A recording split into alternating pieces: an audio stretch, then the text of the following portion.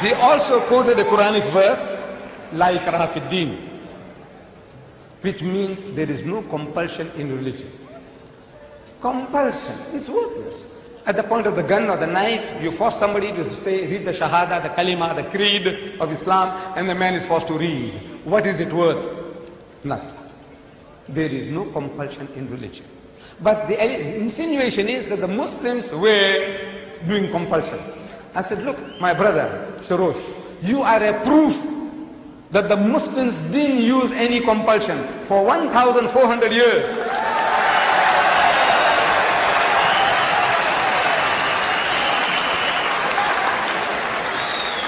For 1,400 years, you and your other Christians, whom you now say number 14 million, they lived in our midst. In Egypt, the Muslims have been the overlord of that country for 1,400 years. For a few years, the French came, for a few years, the British came, but overall for 1,400 years, the Muslim has been ruling that land. And yet, today, you can boast there are 10 million Coptic Christians in Egypt. If there was compulsion of any kind, there would not have been a single Christian left in the country.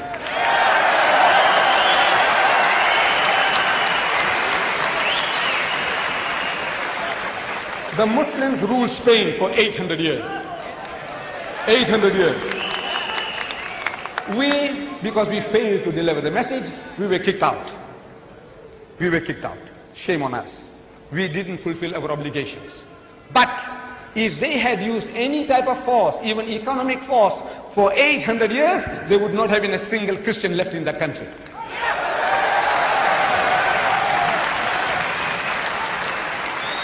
We Muslims, we ruled India for 1,000 years. But after 1,000 years of Muslim rule, eventually when partition takes place, the Muslim gets 1/4, the Hindu gets 3/4. Why? Because we didn't do the job. We didn't use any compulsion.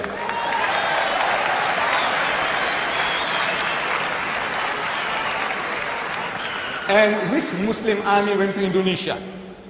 Which Muslim army went to Nigeria? Which Muslim army conquered the east coast of Africa? Which Muslim army? Today, the Britisher and the American, he's coming towards Islam. I want to know what sword? What sword? What sword is the Muslim using? The sword of the intellect. George Bernard Shaw, he said, if any religion has a chance of conquering England, nay Europe, within the next 100 years, so that religion is Islam.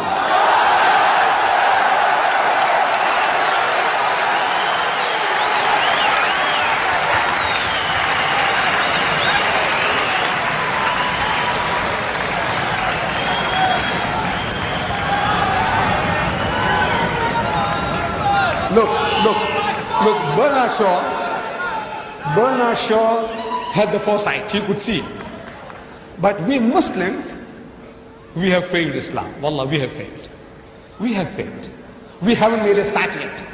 We believe. We say we believe, but we have not made a start yet. This is our problem. The destiny is ours. Wallah, it is ours. Allah says, لِيُزْهِرَهُ عَلَى الدِّينِ كُلِّهِ. He has given you a deen, a way of life that is to master, overcome and supersede them all, bulldoze them all, whether it be Hinduism, Buddhism, Christianism, communism, Judaism, every ism.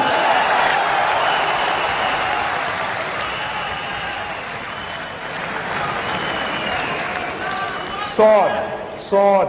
I'm asking, what sword? Thomas Carlyle in 1840, he delivered a series of lectures here in the UK.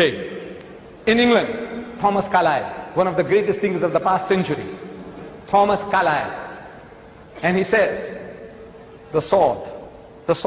He said, the sword indeed. But where will you get your sword? He said, every new opinion at its beginning is precisely in the minority of one. In one man's head alone, there it dwells as yet. That he take a sword and try to propagate with that will do little for him. He said, first you must get your sword. And how do you get your sword? Through the intellect, through reasoning. Udu ila sabili rabbika bil hikmati. Allah says, invite all to the ways of thy Lord with wisdom.